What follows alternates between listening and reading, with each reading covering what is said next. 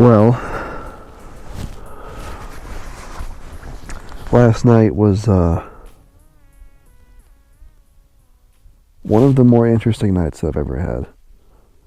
There were a lot of elk running around, screeching,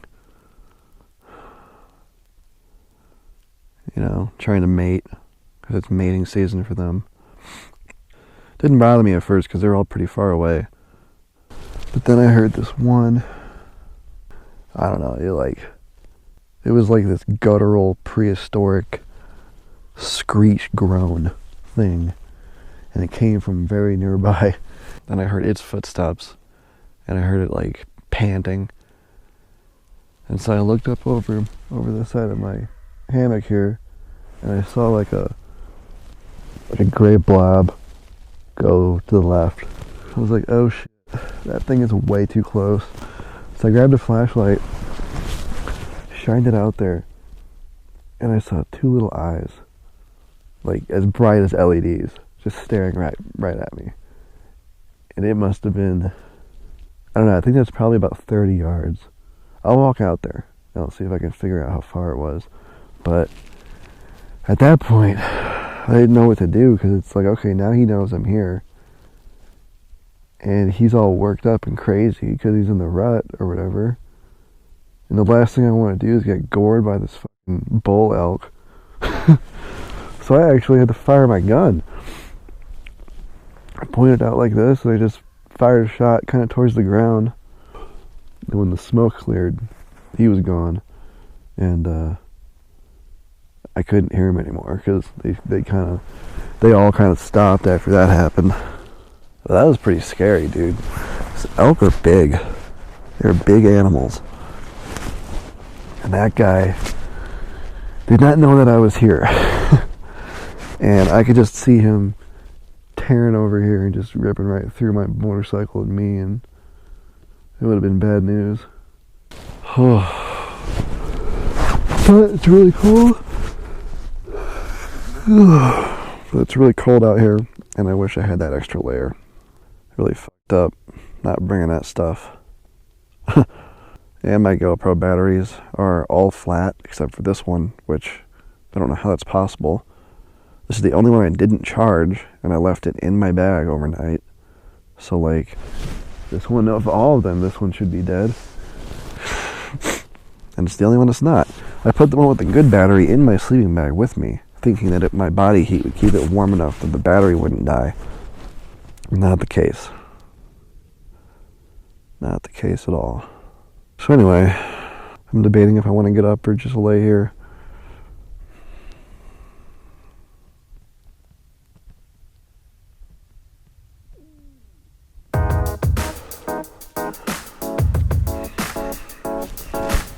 Alright, I'm gonna walk out there and see if I can figure out where he was.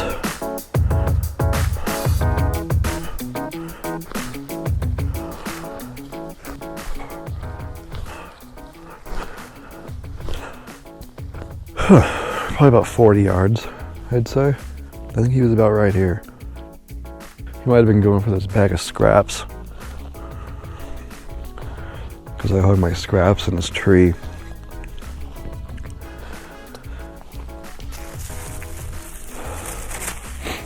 So I suppose that could have been it.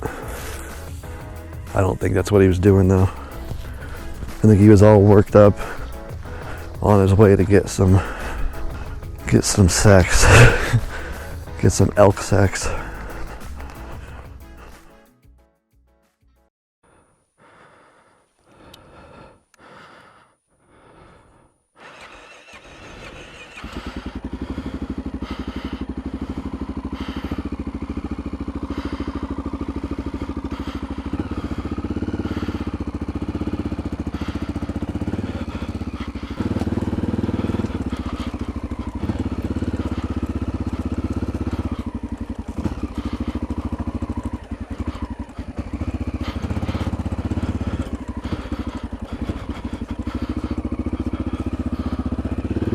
Side by side just came through here. I just get really paranoid, like the Forest Service is gonna come yell at me or something, as if anyone knew I was out there. Whew. Well, glad the bike started. Well, I don't have a lot of battery left. I've got extra batteries for the drift, but I don't know how many of them are properly charged. So I'm going to try to get this vlog out of the way, and if the battery dies, maybe I'll pick it up on another day, just so I can finish the vlog. So I want to talk about compromised confidence, which is a phrase I made up yesterday as I experienced it. This is something that I think every motorcyclist experiences at some point, and it's kind of dangerous. You see, sometimes, yesterday, I'll just get into the story. Yesterday, I was riding the I-17 up here, because that's the one main highway that comes to this part of Arizona.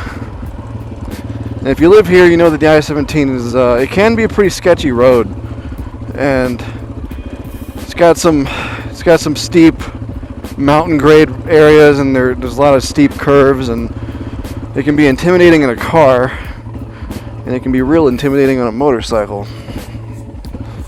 I don't usually have problems though, but yesterday it was really windy, and I'd be riding around a curve, and there'd be a gust of wind that would hit me, and it felt like the wheels were going to get swept out from under me. And I slowed down, tried to get my bearings back, tried to get the stability back, at least the feeling of stability, back into the motorcycle. Something like that has a way of really knocking down your confidence and making you feel like you're not in control anymore. And the last thing you want to be thinking when you're on a motorcycle is that you're not in control. And it's affected me the rest of the day yesterday, and it's still affecting me now. I don't know. So once I got to my exit, I wanted to take my earplugs out because they're rubber and they hurt my ears after a while, and I wasn't going to be doing highway speed anymore, so I thought, I'll take these earplugs out. So I pull over, and the second I hit the shoulder, the back wheel just washes out, and I go straight down. Right in front of some guy, because some guy had pulled over there with his wife or something. And I was fine. I got up. I was like, oh shit. And he got out and he asked if I was okay and helped me lift the bike back up. And I was like, yeah, I guess I didn't see that coming. And the gravel was like this, this real rounded pea gravel, and it was kind of thick, had a thickness to it. So even stepping on it, you could feel it shift around. And I think I just came off the road there, and the wheel just gave way on the soft terrain. I don't think it was anything I did, but that really put a cherry on top for my confidence issue yesterday. And for the rest of the day, I kind of felt like I should be riding slow. I felt like I didn't trust myself anymore, and it's the worst. It's really the worst, and it's dangerous because if you don't trust yourself, then you're much more likely to crash because you're not making the right decisions anymore. You're not thinking through your riding technique. I've been riding for 12 years now. I like to think I know what I'm doing.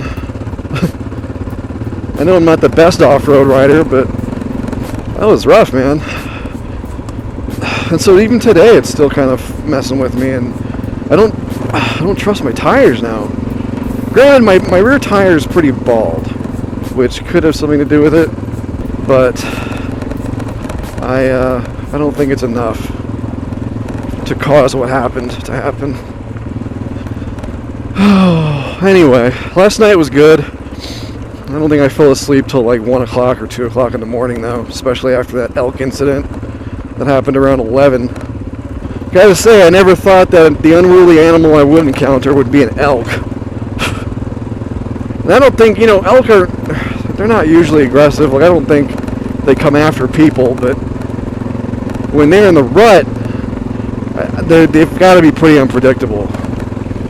Because all they're doing is running around trying to find females. That's all they're doing, and they're just trying to bang it out. And this one, I think, was coming to the call of all the other ones. But man, the noise they make, the noise that one made in particular was terrifying. And they were big. Like, that thing was bigger than a cow. It's like, imagine if cows were athletic. That's about what they look like. And it was tall too. Its eyes were quite high up in the air. That was crazy. And you know, I don't think I've ever shined a light into the woods and seen eyes before. That was the first time I had that happen.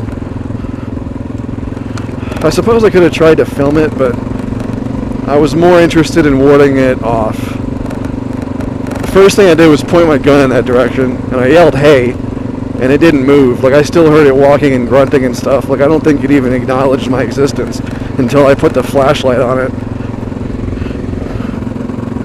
I really just want to go home right now. I don't feel like I should be on these roads. That's another thing about confidence issues, is like, there have been days where I have completely canceled a ride. Like, where I was going to go up with myself and I was going to go film stuff, and maybe, I think there was one camping trip I actually canceled because I was on the road and I just wasn't feeling it. I didn't feel good about riding that day, and I actually just decided not to go. There was one day I was trying to go out and find an abandoned cabin on Bloody Basin Road, which is a video I still haven't made. I never actually did go out there and find it. I mean, I did, but I did it in my truck and I never filmed it. So it'd be kind of cool to return to that spot, maybe.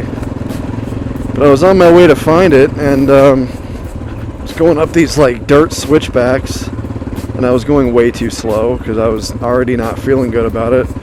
And I fell because I was going like way too slow on like a tiny little U-turn going uphill, and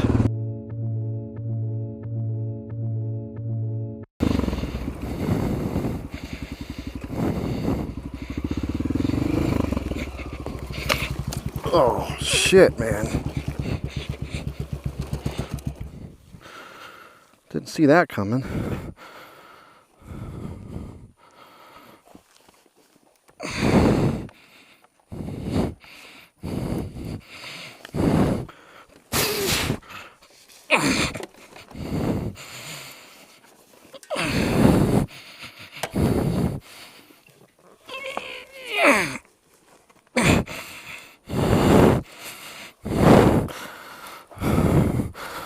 Note to self, quit being stupid.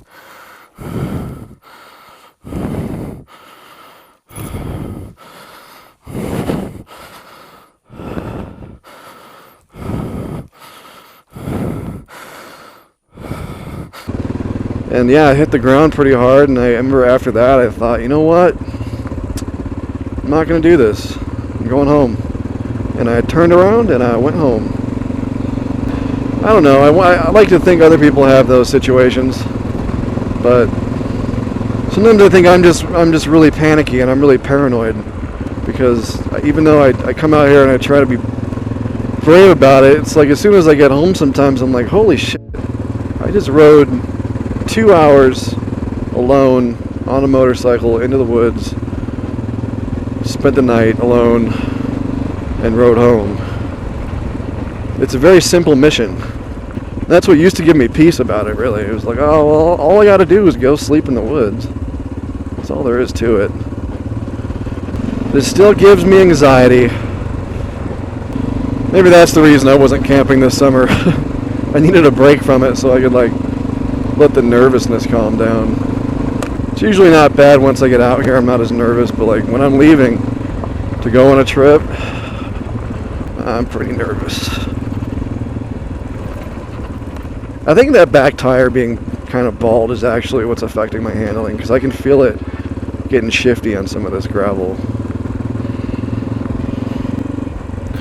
I've got a set of Metzler Carews, I believe that's what they're called, that a subscriber sold to me for very cheap. And they've been in my garage all summer, and I think I'm going to put them on next weekend.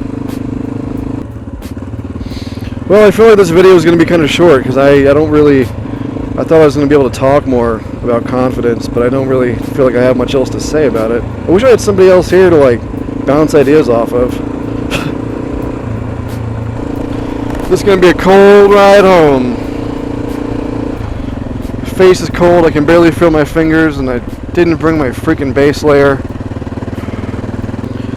Well, that's probably about it. So, hope you enjoyed this video. Sorry if it was a bit short. Yeah, come back next time and we'll do more fun stuff. They say you don't gotta go home, but you can't stay here. And no, I don't wanna be alone in the world out there. They say you don't gotta go home, but you can't stay here.